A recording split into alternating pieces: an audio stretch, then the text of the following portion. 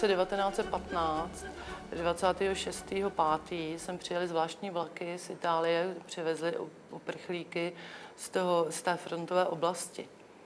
A přivezli je tadyhle do Sokolovny, kde byli rozděleni teda podle toho, jak ty chudší teda ty byly ubytovaný v hostincích. Že na ně koukali do těch oken, do té hospody a no, byli zvědaví, teď ty neuměli mluvit i taky.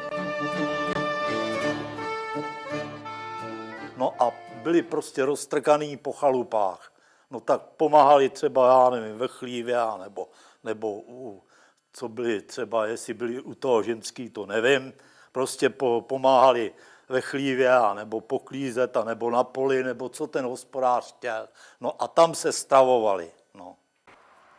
Oblíbeným jídlem Italů byla kukuřičná polenta, salát z listu pampelišky a lebeda. A také malý jetel, upravený na způsob špenátu. Cukrovku, řípu a tu jedli, protože vždycky, když to uvařili, tak to dali ven vychladnout, pak si to vzali a jedli to. A vy jste to ochutnávala taky? Já ne, ale bratr. Ale ten táta, ten by obýval tenkrát za lopatou. Takže ani je moc tak nepřivítala. No a my bydlíme takhle v ulici, no tak jsme je vzali k sobě, spali u nás všechno. No. Tak jich tady bylo plno, no taky umírali a u kocávy prali prádlo si.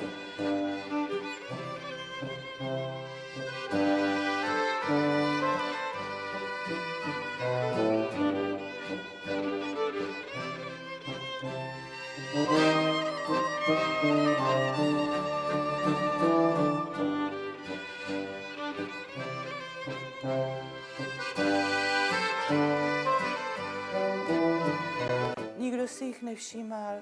Teď je rozvezli tady do školy a k vám do hostince a jenom moje babička a maminka přes němčinu se naučili výborně italsky, takže s nima komunikovali.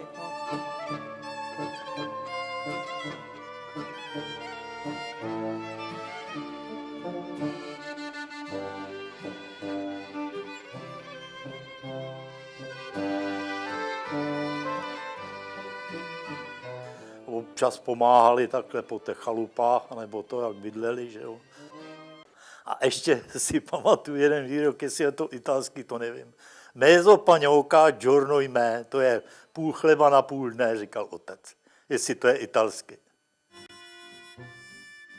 Můj dědeček, vlastně ty měli tady na náměstí, na Rynečku, měli květinářství a zahradu.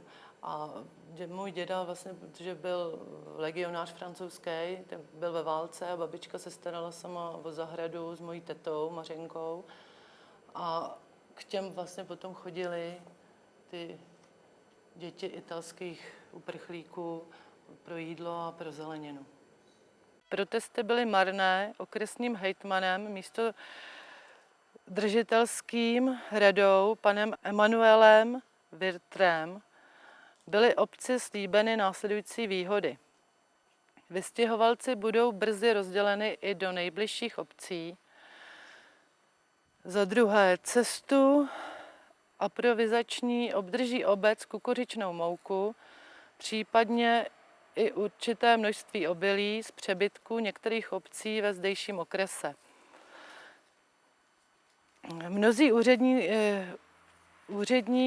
Mocí úřední bude těmto obcím odebráno. Obec Milín bude vypláceti těmto vystěhovalcům z obecní pokladny vyživovací podpory, a to na jeden den a jednu osobu 70 haléřů.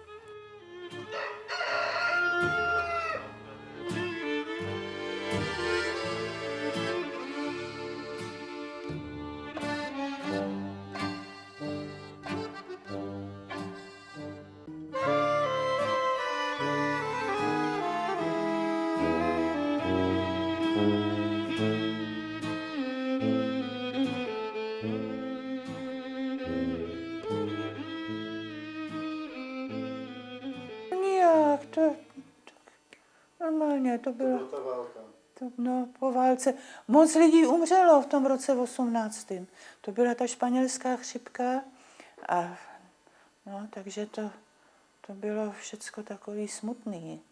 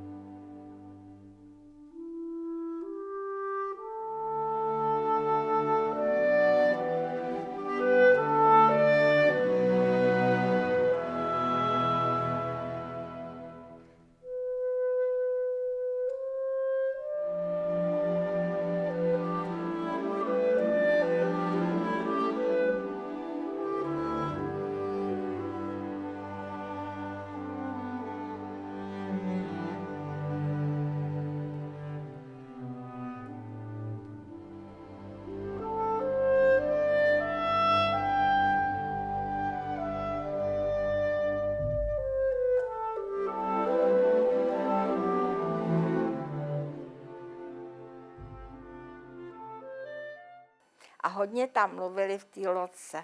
No ne perfektně, že jo, ale hodně mluvili česky, rozuměli. Abri obsadí, dále dalmací, černé loké ránice.